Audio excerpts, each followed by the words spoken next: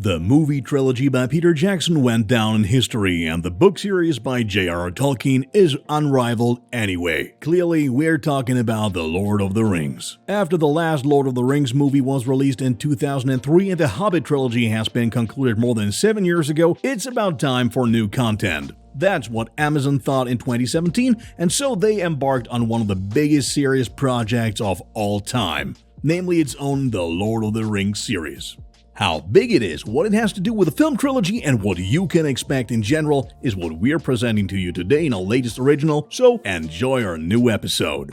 Naturally, the first point of discussion is the storyline. As we already know, this series will not be a remake of a former story and will stand completely on its own 2 feet. There will be a clear gap of about 3,000 years between Frodo's adventures and the upcoming series, which is why we can definitely speak of a kind of prequel. Smart fans of the franchise will know that we're in the so-called Second Age of Middle-earth. The most significant evidence for this are a total of 4 maps of Middle-earth officially published on Twitter, which disclose some information about the setting. For example, you can recognize the fortress Minas Ithil, which was taken in the year 2002 of the Third Age and subsequently named Minas Morgul. Another place marked on the map is Minas Anor, the capital of Gondor, which was later renamed to Minas Tirith and has existed since the year 3220 in the Second Age. You can also see the small island of Tol Falas at the lower end of the coast. It was destroyed after the Númenóreans were wiped out in the Second Age, and as a result it became barren and very hilly, as can also be seen on the map if you look closely. So there's enough proof that there are thousands of years between the series and the film trilogy. At the beginning of this year, the fan page of the OneRing.net also revealed their first official synopsis, which was actually confirmed by Amazon via Twitter. According to the synopsis, Amazon is reawakening the heroic legend of the legendary Second Age. The series is meant to take the viewer back to an era of great powers, falling and rising kingdoms, as well as unusual heroes, and reveal the greatest villain ever to come out of Tolkien's penning. Of course, we all know who's meant right here, namely none other than Sauron himself. The synopsis goes on to say that the evil will grow stronger in a time of peace and that it will have to deal with an ensemble of old and new characters. In addition, more or less the whole world of Middle-earth will be explored. In this regard, there are again a few theories, one of them being that we can mainly expect breathtaking high seas adventures. This is not unlikely, after all the island kingdom of Númenor is located in the far southwest of the map in a place only ships can reach by sea. Moreover, the plot of the first of probably 5 seasons will be told in 8 episodes of still unknown length. We are definitely looking forward to more updates concerning the plot and the setting, and we'll of course keep you up to date in our weekly news.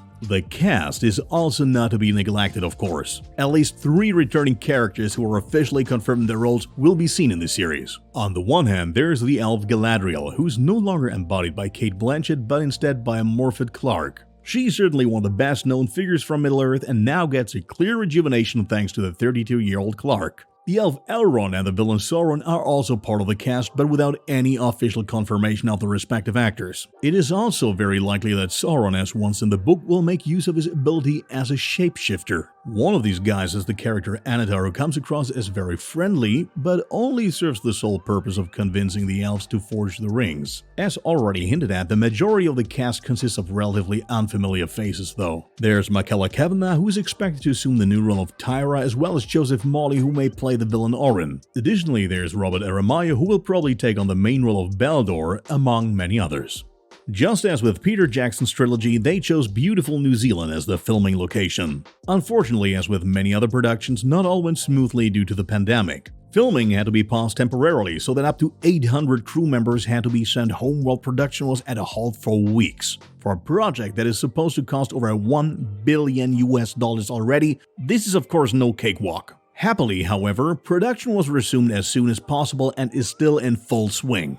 The responsible parties behind the camera are, to begin with, John D. Payne and Patrick McKay, who both serve as series developers and are the creative minds behind the project. Juan Antonio Bayona was responsible for directing at least the first 2 episodes, with Wayne Yip and Charlotte Brandstrom assuming the director's position in the following episodes. Who's definitely not making a comeback is Peter Jackson, who refused to take a leading position in the production. He will merely serve an advisory role. Another interesting aspect for fans is the budget, which was briefly alluded to earlier. With an estimated $1 billion, the Lord of the Rings series will be the most expensive series production of all time. The filming rights alone are said to have cost $250 million. On the other hand, Amazon will certainly be receiving a nice amount of cash from the New Zealand government, since the streaming giant is entitled to an estimated $116 million from a national film funding scheme thanks to the jobs it generates locally. The release date of the series is still an unanswered question for many fans. Although shooting is slowly reaching its end, it is still not really certain when the series will be available on Amazon Prime Video. A release in the fourth quarter of 2021 would be feasible, which would coincide perfectly with the cold fall months. We also consider a later release in 2022 to be realistic, as everything depends on how smoothly filming goes on, as well as how many scenes need to be reshot, and so forth. In this regard, we also hope to be able to tell you a more exact time frame soon. That's it again with our latest original episode. We hope you're now up to date on the latest news and that you may even have a little more anticipation for the upcoming Amazon series. Feel free to write us in the comments what you expect from the series and subscribe to our channel if you want to see more similar content in the future. Thanks for watching and see you next time!